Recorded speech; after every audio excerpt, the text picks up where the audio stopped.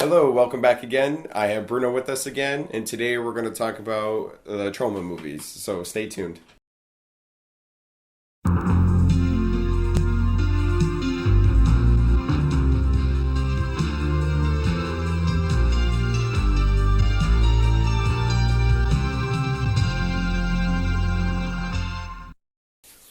Here we are talking about the Troma movies, which I wasn't introduced until Bruno mentioned them to me.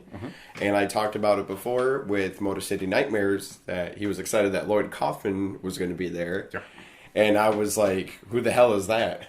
Yeah, Lloyd Kaufman and his buddy Michael Hers, I think that's how you say it. They're the two guys that founded the Troma Entertainment company, which made movies and musicals, and they made video games, they made comic books, TV shows, cartoon TV shows, but their most memorable movie that they've done was The Toxic Avenger. And that's when they really skyrocketed. I don't think I've ever seen a Tromaville that's like serious. Exactly. And then Toxic Avenger is kind of what put them to get their idea of what they're about. Yeah, Toxic Avenger is like a grimy superhero movie. Yeah, like really gory, over the top, just very. Because do you really consider it a horror movie? It's really kind of just more of a superhero movie. Yeah, I wouldn't consider it a horror. Yeah, movie. it just with like because you imagine watching like kind of like if the Punisher was comical. So you got like the goriness of the action of the Punisher. Like, is he really a superhero? Oh, Deadpool. Yeah. Oh yeah, like Deadpool. Yeah, actually, Deadpool's a great example. If it was, In Toxic Avenger, it wasn't really that comical because like it was a little kid bit like dark. Yeah, it was dark humor. 80s dark underground like VHS you rented from like your buddy. Yeah, like you're like in the $5 bin box. Yeah, or maybe not even that. You go to like some rundown place, and then it's just like, oh, what do we got? And then it's like, oh, well, I got some movies over there, and then you're like, well, I got this. Surf Nazis Must Die. Yeah, like, sure. I got introduced to Tromaville movies or Toxic Avenger was from at my dad's house. He used to have HBO, and they would always show the movies on HBO. It would be Toxic Avenger, the second one, and they would show the Sergeant Kabuki. I forgot the name of the title of the movie, but that's how it. Yeah. I do know because you were telling me about it, and I was, I love what they go for. Like when you see interviews with Lloyd Kaufman, you could tell he's all about just being wacky, and like totally balls off the wall, and even like cringy, like like definitely like really cringy. And I think that's what people like about him. Like the people that take things too seriously won't like it. That's the thing. You can't get a straight answer. You can't get a straight answer out of Lloyd Kaufman. Right? Yeah. Even when we met him a couple of years ago, like I told him that Class of Nukem High was my favorite movie. He's like, "Oh yeah, Class of Nukem High," and then he just started going off about something else, and he was talking about another movie, and I was like, "Okay, cool." I was just starstruck and happy to meet him. So cool. He didn't charge us for an autograph. He didn't charge us for a picture. And of course, I went and bought a ton of movies, and I think I bought a T-shirt. No, I didn't buy a T-shirt. I was thinking about buying a T-shirt. Yeah, because they had all the movies up in the front, all the merchandise. They didn't have one movie I was looking for, which was Mother's Day. Yeah, because that's supposed to be one of the big ones, which we watched. Yeah, which I happen to watch. Like I don't think there's one I watched without you saying anything about it, other than Poltergeist, because like that one I've already heard about, which I haven't seen. There's so many movies on Tromaville. I started watching it, and Lisa came in the beginning of the movie, and she's like, "What the hell is this?" And she forced me to shut it off. Is that the one with Ron Jeremy in it? I think so. Yeah, I think he's like working. I haven't got to that part. He's the protester, I think, and he goes and eats chicken there. Oh my God. That's to set the idea. Ron Jeremy. There's so many celebrities too that got started in Troma Entertainment. We're gonna start the very first movie that I noticed that someone else was involved in that everybody else knows of is the Cannibal Holocaust. Oh yeah, with Eli? Or no, I'm sorry. Nope, that was directed by Trey Parker. Oh really? Yeah. I didn't know that. And then of course, they went into, I know they were doing a lot. I remember they had a superhero comedy where it was like Dildo Man or something like that. They had like an early film that was like there were superheroes, but they had like literally dildos on their head or something, and it's just like stupid. So then like I already knew that beforehand, but hearing that they're from Troma, it makes sense. Yeah, and yeah. Well, this was when they were already making South Park, so they were already pretty famous with South Park. Another one was James Gunn. When I started reading the Make Your Own Damn Movie, and the beginning of that book, it starts off with James Gunn, who you may know. He's done the Scooby-Doo live action movies. Okay, I think at least the first two, and then he did Guardians of the Galaxy. Yeah, and Lloyd Kaufman had a cameo in that movie. Oh, did he? Yeah, he was in the prison scene.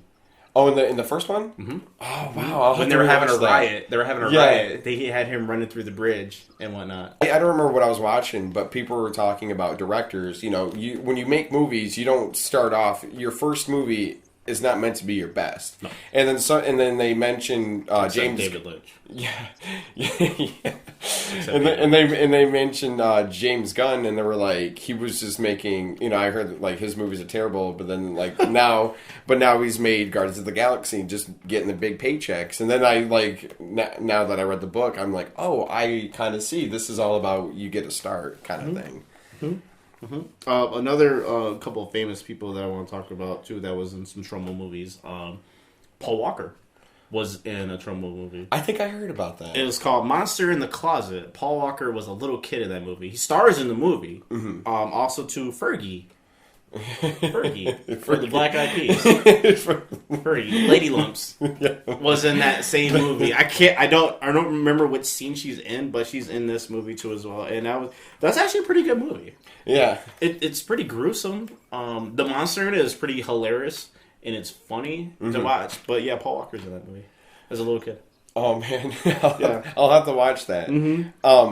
Because when I first started watching was as soon as we got home from Motor City Nightmares, and then so watching the Toxic Avenger for the first time, it was like it was already and then we made sure you got that autograph. No, I just bought it just for him to sign because I had nothing for him to sign. Oh, that's right. That's the only reason why I bought it. I bought a ton of movies when I was there. Right. So and just watching the beginning scene. I mean, I've seen like low budget movies before. And just like, not to mention non-serious movies before, but then that was like on a whole new level. And then I was like, okay, it's like, I don't know, it's like a nice tiptoe into it to where it's still like a classic, but then you kind of get like an idea that that's just the peak of the, the top of the iceberg. So what did you think about the second one? The second one, like I said, I don't really remember much of it, but...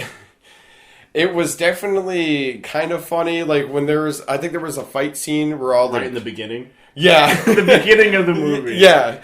It was a crazy gang fight. I love the narration at the beginning of it. I don't know why I like it. It reminded me of Class of Nukem High 2, which we watched the first one also right after I watched Toxic Avenger 1 for the first time.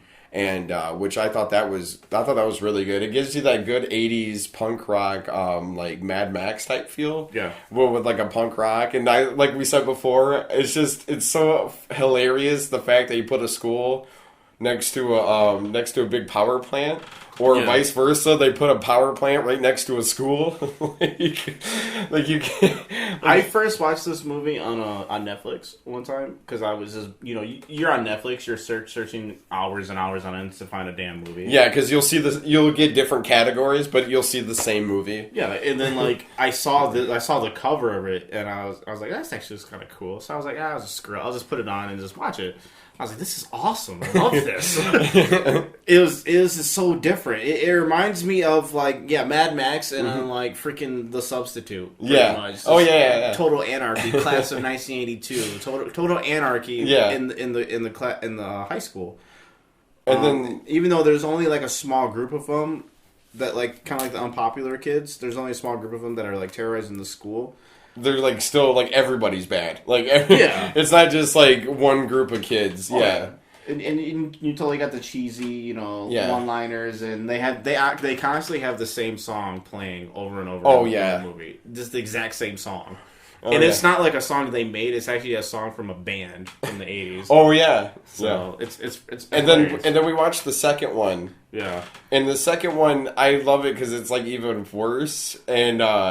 I mean, even with the effects, and then this is a good example. I mean, I love the gore and I love over-the-top shit. Yeah. And when like one of my favorite horror movies is Dead Alive, and like how yeah, how cartoony it is. yeah. If you want to get into filmmaking, you want to watch a bad movie, and Class of Nukem High 2 definitely. There was parts in that movie where it almost it pulls away that Hollywood curtain. Yeah. And you get a sense of being on the set. And so when you see the big rat monster, you see it like literally fade shots of it getting bigger, and you realize that's just a dude in a suit. Yeah. And I love that. What'd you think about the third one? I don't think I've seen the third one. It's not very memorable, honestly. It's cool and it's not cool. Like they have the same character from the first one. Yeah, the overly buff dude. Yeah, he had a kid with the chick in the show in the first one, and they had twins. One's evil, one's not evil. And it's like the same actor. It's the same actor. It's the same actor. The same actor. And I love that his hair black. I love that the cover looks like Bad Dudes. Oh yeah. Yeah, like the NES game Bad Dudes. Yeah. I love that. Yeah. And then you got the other one, like I mentioned before, Surf Nazis Must Die. I love this movie. And that movie, the best way to describe it is the Warriors on the beach. Pretty much. And the ending on it is like so over the top. And Yeah. like, you didn't expect this whatsoever. Yeah, because it wasn't like the total really. opposite character. Oh, wasn't it technically the protagonist was the one black lady? Yeah. And it's like when I read in that book, James Gunn said he's like, if you can't get somebody to act or somebody for the part, get the worst actor for that spot. He's like, it's funnier having somebody who can't act at all than somebody who can act a little bit. And I feel like that's a prime example is having like just a random like just everyday black lady just end up being the protagonist and just fucking kicking ass in that movie. And I love it. Mother's Day, that was really good because that was actually kind of scary. That's supposed to be getting remade, and I haven't heard or seen anything about it. But that's basically just like this mom. She has two kids, and they live out in the middle of nowhere, and they pretty much torture and kill people that they come across. And it's like it's like... It reminds me a lot, and the actors are really convincing. Almost reminds me of Texas Chainsaw Massacre. In a way, yeah, it's just a smaller family. And like how people must have felt when they first watched that, where it felt more of a documentary than a movie. Like I think Rob Zombie said that, and with that, I really got a sense of that. Oh yeah, and you definitely like was scared for the girls they kidnap in that movie. It's like, oh crap, like is he really coming up the stairs? Like, bitch, hide. Yeah, it's like it's a typical slasher movie, but it does it actually pretty well. Oh yeah, yeah. And it's not like one of those movies like where they kill a ton of people and they go through this whole campground, and slaughtering everybody. No, they're just like basically messing around with these three chicks. Yeah. So you just see the torture, and then the torture looks legit. Oh yeah, like these chicks definitely look like they were traumatized making this movie. Being in the spirit of Halloween, it definitely it gives me the urge to watch these movies again and a lot more of them and explore more of them because they're like Bruno said, there's just a long list of those movies, and so you kind of when you're really adventuring through movies, it's definitely the one to do is to like dig through some of those. And we're still exploring. I've seen like 10 movies, and I feel like I'm just scratching the surface of it. What I like too is you can actually go on YouTube and watch these movies. Yeah, they're completely free. Yeah, and it's not like someone like some random Joe Schmo ripped it, uploaded it onto YouTube. No, it's actually Troma Entertainment that uploaded them on there for you to watch. Yep. So you don't really have to buy the Blu-rays or the DVDs or subscribe to Netflix and buy them on right. And then or then not only that, somebody recommends it. It's not like, oh yeah, I'll get around to it. Like, oh, this much? Yeah, never mind. You can literally just go boom boom right. Not all of them are on there. Like but still a long list. Oh yeah. Some of the like random ones. I've tried watching a couple of them. A lot of the ones that just look interesting by the covers. Yeah. I don't know why I do that, but I do. I do love good poster artwork though. Oh yeah. And they definitely put effort into the Poltergeist. That looked like the cover looked like an 80s like heavy metal band album cover. Yeah. It was a movie made in 2006. Right. My favorite one is Class of Nukem High. Yeah. That's a hell of a t-shirt. Yeah. That has to be my favorite. We'll definitely probably talk about more of these if we find any more movies or just other horror movies later this month. We'll definitely talk about it in general. Leave in the comments which Troma movie videos are your favorite.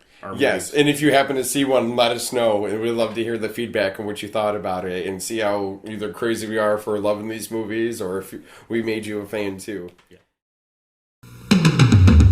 Toxic Crusaders, Toxic Crusaders. I had no friends, no girls that hugged me till I got radioactive.